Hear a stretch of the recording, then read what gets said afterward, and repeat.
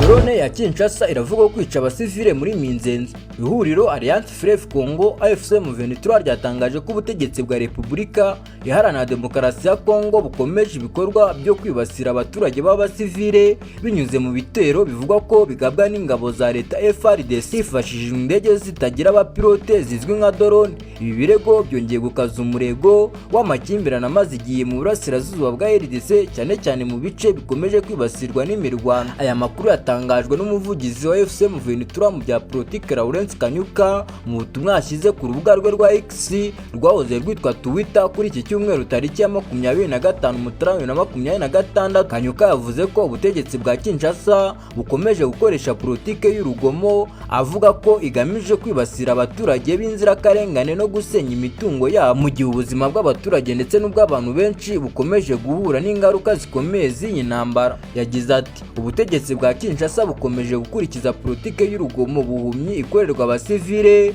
mu gihe imiryango mpuzamahanga ikomeje guceceka. Aya magambo agaragaza impungenge za AFC M23 ivuga ko ifite ku mutekano w'abaturage bo mu bice bikomeje kwibasirwa n'intambara. Nk'uko AFC M23 bivuga kuri wa gatandatu tariki ya 24 Mutarama 2026 nyuma ya saa sita ingabo za leta ya Congo zagabye igitero cya drone mu gace ka Minzenze kari mu bice byibasiriwe n'imirwano.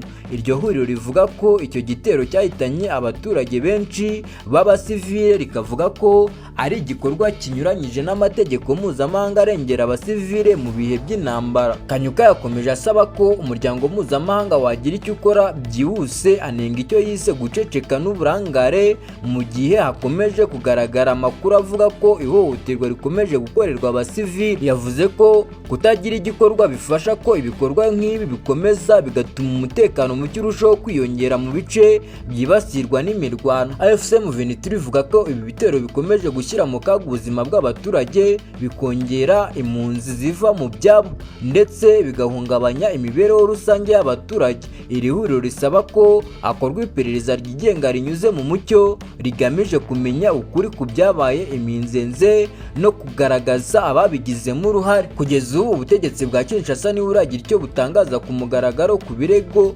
byatanzwe na AFC M23, ibintu bituma hakomeza kwibaza ku hazaza h'umutekano wo mu burasirazuba bwa RDC ndetse n'uruhare rw'umuryango mpuzamahanga mu gushakira igisubizo kirambye amakimbirane amaze imyaka myinshi muri iki gihugu.